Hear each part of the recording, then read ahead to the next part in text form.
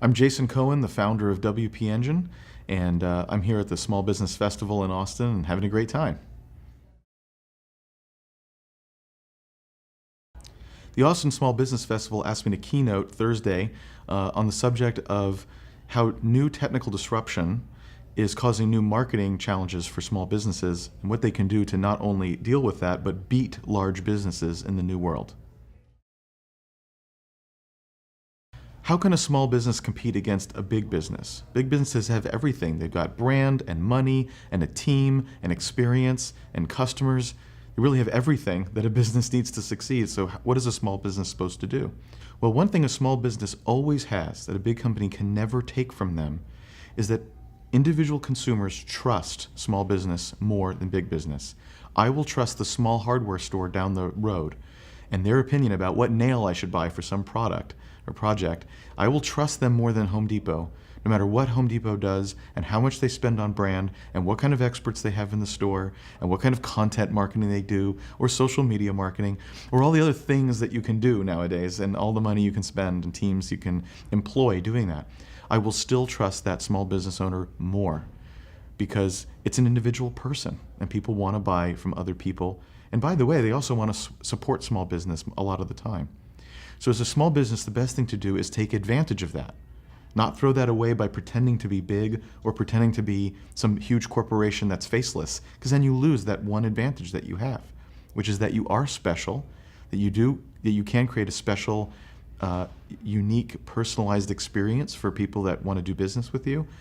And by the way, when you do that, you can charge more, because boutique shops, couture shops, that's exactly what that is. Personalized, small business, not scalable, and expensive. And that's exactly the way a small business can succeed.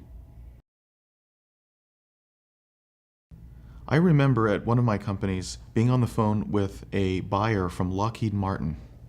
And I thought, wow, I'm on a conference call with 12 people and all of them work at Lockheed Martin.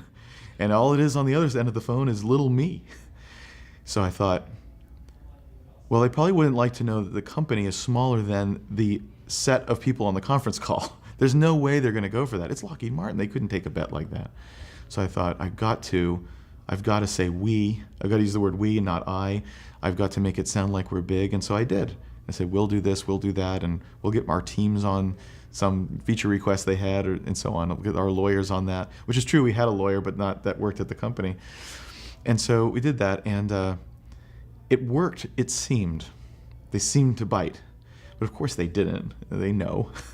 And so as we did other conference calls, as you do, they would say, well, who else is going to be on the call this time?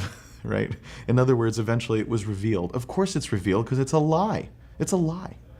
It's understandable why it's a lie, but it is. And lies become found. Now, I was very lucky that I had an advocate there who knew all along I was a small business and advocated for me anyway. But that was fortunate. In fact, there were other potential customers where I did a similar thing because I didn't have enough confidence to just tell the truth. And when we didn't have the customer service that they expected of a big company, when we didn't have the purchasing process that they expected of a big company, when we wouldn't come out and do training, because who's going to do that? In other words, when it was revealed that we couldn't act like a big company and provide the product and service of a big company, then we lost the order, as we deserved to, because they needed that kind of a service. So the fact that I lied didn't get me the order anyway. It just wasted a lot of time, my own time too. So being honest about it, it's going to come out, because you can't actually be a big business and you can't actually act that way successfully. You can't actually compete on those grounds, which makes sense. Why would you?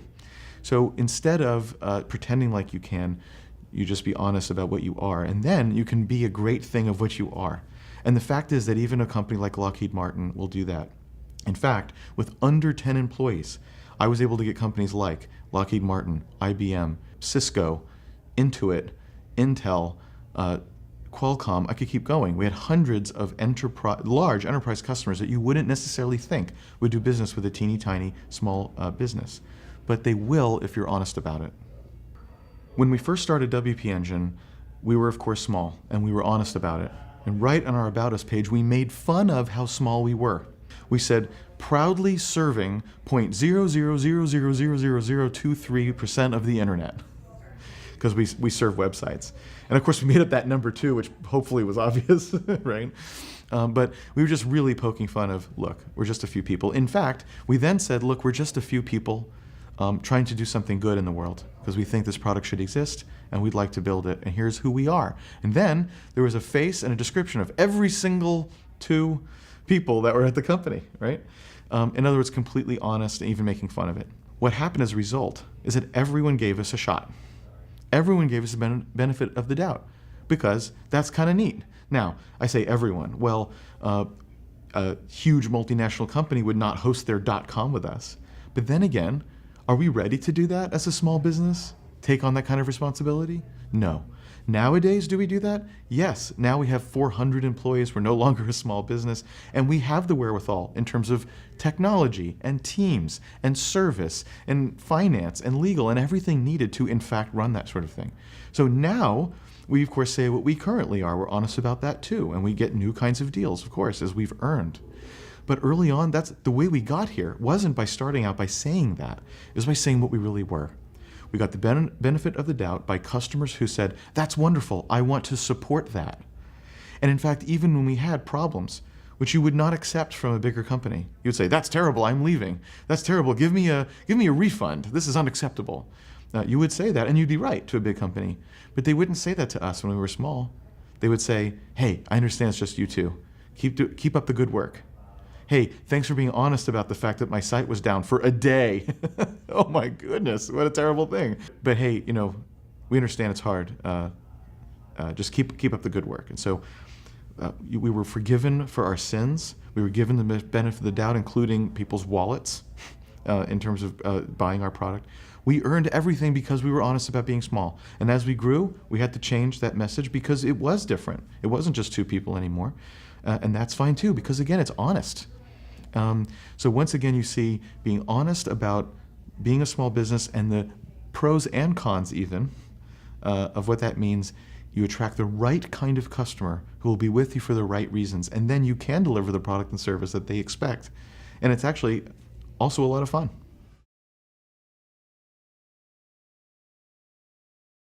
It used to be that as a business, your brand was whatever you said. Your words, your logo, your colors, the fonts you chose, the design, the messaging you pick, what ads you run and where, and so forth. You decide what your brand is, and then you push it on people. With social media, that's not true anymore. Let's say someone has a bad experience with your business, and then they tweet about it, and they only have 300 followers. That's still 300 people whose impression of your company, likely their first impression, is whatever that person said, which is none of the things I just listed. It's some other random person and their perspective of their experience. It's not even necessarily the whole truth. So you can see that so what social media has done is usurped what brand is and usurped the message that you want to deliver. You still can deliver your thing, but now you're just a piece of the pie. It's also what people say on Twitter or Facebook or wherever. And it's always been true that people could talk to each other, but it's never been true that someone who's not famous can suddenly have a message spread to literally 1 million people just because they went on a rant the right way. That's new, but that's the current world. So what can you do about that, since of course you don't control what people say on Twitter? And for that matter, people can talk over things like Facebook, which are private. So not only are they talking, you can't even see what they're saying. Well, of course, the good news is the same thing is true about good things people say. I had a wonderful experience. This is what happened to me. And other people say, ooh, well, maybe I'll try them. Maybe I'll go to that restaurant. Maybe I'll buy that piece of clothing. Maybe I'll try this widget that you're selling. So the good news is this is also a growth opportunity that anyone, big or small, can have. So how do you get it? Big or small, how is it that you get it? Well, it's not by spending lots of money. And it's not by having lots of huge teams. That's good, because a small business doesn't have those things anyway. So what is it? So the answer is the customer has to have had a fantastic experience that they would talk about, and in a good way. That has to have occurred. Now you can't force that to occur, but you certainly can do everything in your power to create a tremendous customer experience. And Seth Godin has a great way of saying this. He said it 10 years ago. He said you want to be remarkable, literally something that someone else would want to remark on. Remarkable, something that's amazing, maybe special or different, such that you want to remark about it. remarkable.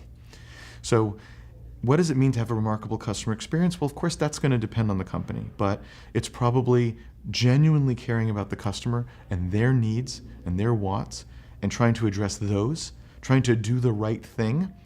And there's not a specific definition of what that is. It's something we all have to figure out for ourselves in life, what it means to do the right thing for someone else, for another human being, whether it's a transaction or otherwise. But that's probably still a good way of thinking about it. What would be the right thing to do here? How can I always do right by my customer? So by genuinely caring about the other person, even further, caring about what's important to them and trying to make that come true. Even if it's as simple as customer tech support or how you handle a refund or something like that, that can all matter. I remember one time at SmartBear, one of my the companies I started, one time we had a customer and they asked for a full refund, and they'd given us $10,000, and at the time that was a lot of money to give back, and we didn't have to give them a refund. And according to our own terms of service, we didn't have to. But we did because it was the right thing to do. They really weren't getting value out of the product, so it really was the right thing to do to refund the money, so we did. Well, what happened? They said, that's a really amazing thing you did, and we're not going to forget it. I got this email. We're not going to forget that you did the right thing. This is literally what they told me. I said, okay, whatever that means. Well, people move to different companies. So over time, people would either leave that company, they would leave that company, go elsewhere, but remember that we were that company that always did the right thing. And they'd buy our software, almost sight unseen, knowing it was safe because we do the right thing. So we got all these follow-on sales in the next couple of years, not even from that company. And then 4 years later, it turned out it was the right tool for the company for some reason, for some area in that company, and they ended up becoming a real customer also. Now, it won't always work out that way, but the point is when you do the right thing, you don't have to believe in karma in a spiritual sense, but there is such a thing in a way as business karma. When you do the right thing, when you care about other people, when you make what's important to them important to you, and you act that way, you do develop this kind of a business karma. No, it's not magical. No, there's not a ledger somewhere, but it does come around. And by the way, it feels good to do the right thing anyway, because why are we doing this anyway except to do something that feels fulfilling and good? Doing the right thing generally does. It is also really good for business. I used to have a lot of hobbies, and hobbies have come and gone, but when you have a startup that's really going, you don't really have time for anything else. There's an old joke, how much time does a startup take? All of it. So I spend time with my family. I spend time, of course, with the startup, and then that's all the time I have. I think sometimes people ask, how do I have a job and a family and a social life and also do a startup on the side and all this? And I think you can't actually do all those things. There are these chunks of life like that where you can probably do two. So family, career, startup, friends, you probably put other things in there as well, a major hobby, and you can really only have time for two. You can try to do more, but of course what happens is at least one suffers. Generally most of them suffer, and so you're really wasting time. So for me the two are family and startup, but I think it's equally valid for someone trying to start a new business, for example, to say it's a career and startup. In other words, I need a job to pay the bills. I also want to do a startup. That's fine. If you have a family, then they'll have to understand that you're making certain choices temporarily. I think when you try to do it all, it just isn't true. So that's my two for now.